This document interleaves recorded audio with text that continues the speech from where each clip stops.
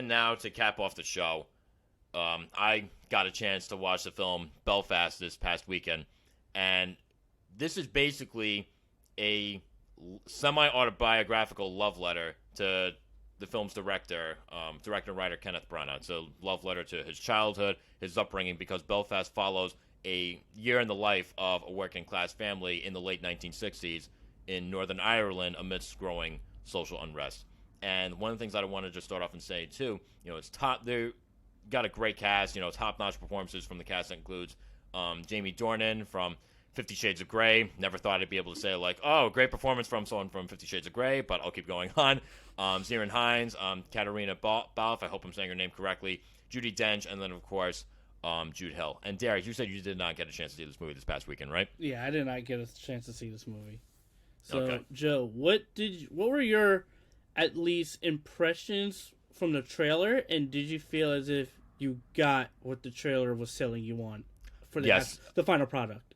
Yes, absolutely. The vibes that I got from the trailer was that, there's a lot going to the story, and I felt like, at least from what the trailer gave me, that there'd be a lot of family drama, there'd be a lot of, tension with, like I said, all the social unrest, because one of the parts of the story is that at that time in Northern Ireland, there was a growing division between, the Protestants and the Catholics, and at least how it portrays it in the film, the Protestants would, basically discriminate and basically harass and assault and attack the Catholics. They go around, mark their doors or whatnot. They, break into their homes. They'd vandalize stuff. It was pretty rough. So you have that.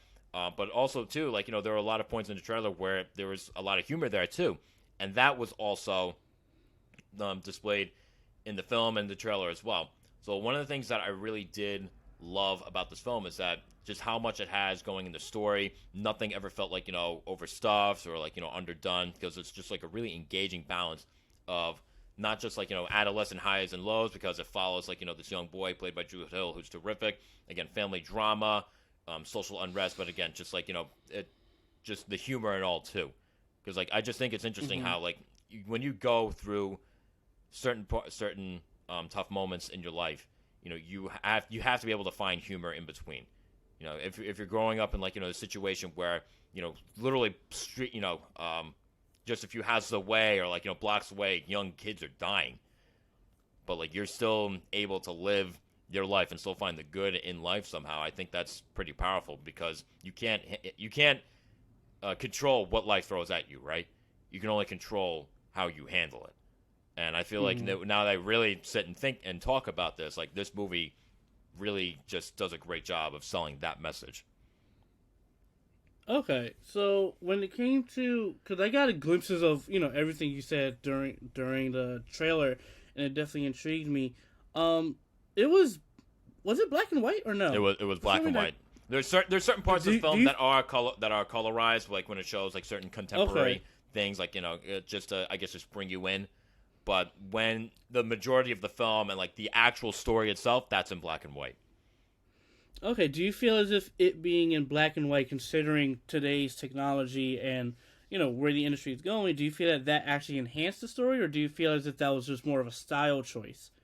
It's probably a little bit of both. I do think it enhanced the story, because especially showing that contrast between, like I said, the colorized, I guess just establishing shots at the beginning, like I said, just showing you Northern Ireland today, and then bringing you back to 1969 Northern Ireland. I think that change from color to black and white is honestly a great way to do that, and it's a pretty clever and simple way to do that too.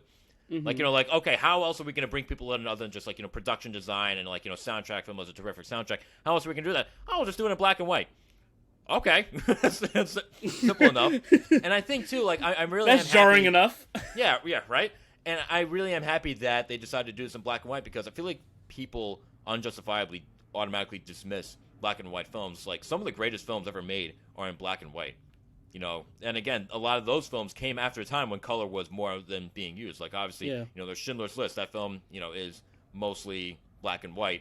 A couple of other stylistic things that Spielberg does in terms of color, but that film was mostly black and white. One of the greatest films ever made. Raging Bull. I'm sure you've heard me mention Raging Bull a few times. I'm a diehard Martin Scorsese fan. One of the greatest films of all time. That one, both of those two films are in my top 5 films of all time. So I do think people just like automatically dismiss black and white, and I just don't think it's I don't think it's right. But again, personal preferences, but still. No, yeah. Yeah, like, I'm not personally into black and white, but it's like, I still appreciate it. That's the thing with these color palettes and how some of these directors and editors go about choosing to tell their story, is that they do it with a certain intention. So, and I correct me if I'm wrong, Lighthouse was black and white, right? Yeah. Oh, yeah. How did I forget and about I loved Lighthouse it already? I still didn't even. It's fantastic. It didn't matter. It was just great. So, considering that you're saying that it really helped enhance the story too because of the contrasting natures, I think that's pretty amazing in itself. Because I know I've been wanting to see it, but I didn't get a chance to see it this past weekend. So for you, actually, before I get into the actual question, how long was it? It's not very long. I think if I remember correctly, an hour and 38 minutes. It's not a long film. Oh, okay. That's shorter than I thought. For some reason, I thought it was 2 hours. Did you feel as if the ending to it? Don't spoil it. Obviously, don't spoil it. Of course not. Do you feel as if the ending was meaty and enticing and gripping, and it wrapped the narrative together tightly as well? Yes, absolutely. I absolutely do.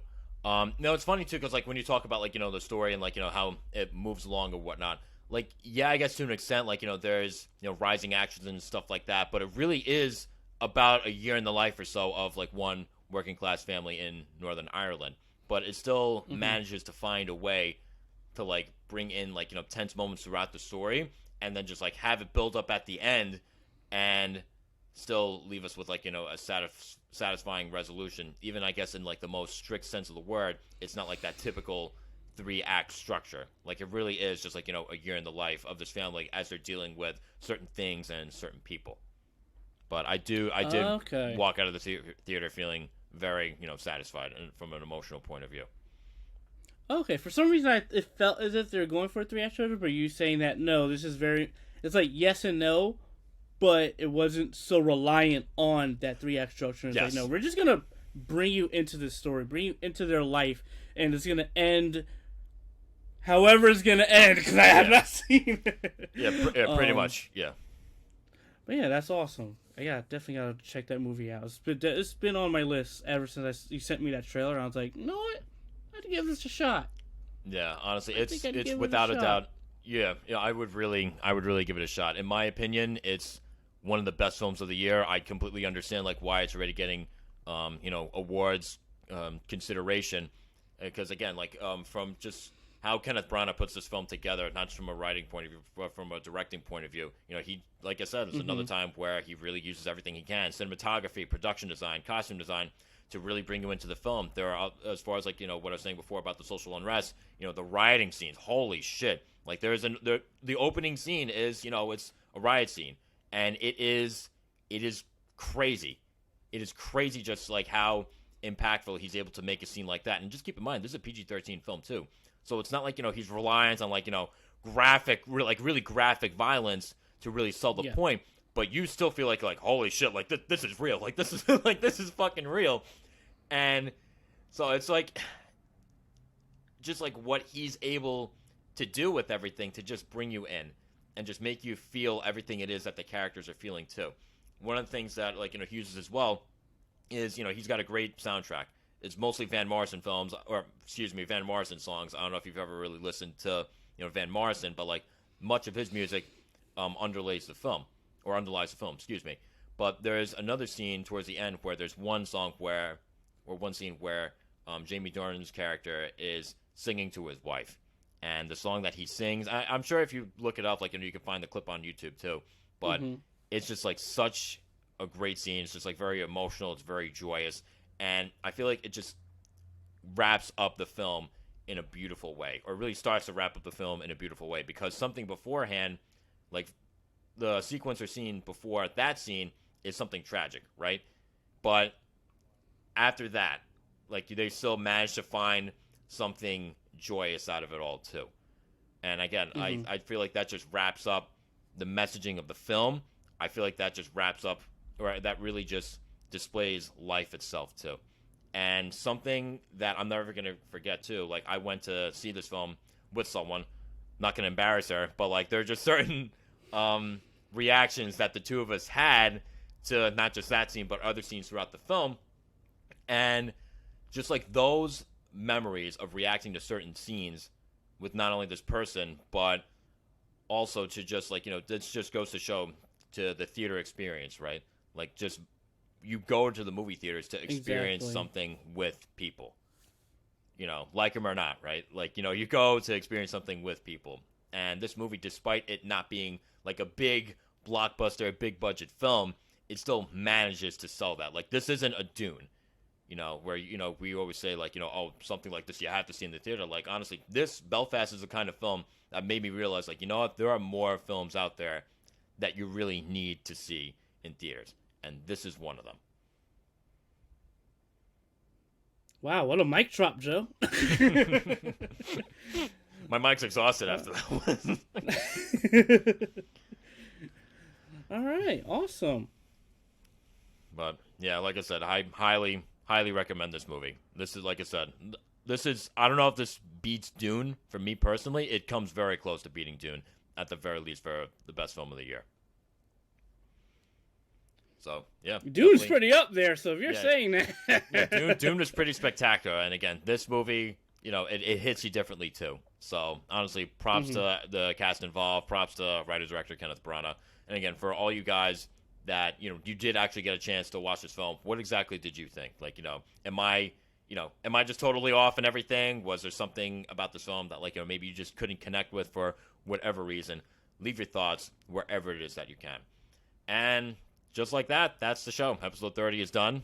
Feels weird to say episode 30, almost a year later. So now tune in next week for our reviews of Ghostbusters Afterlife, Come On, starring Joaquin Phoenix, Tick, Tick, Boom, starring Andrew Garfield, and King Richard, starring Will Smith.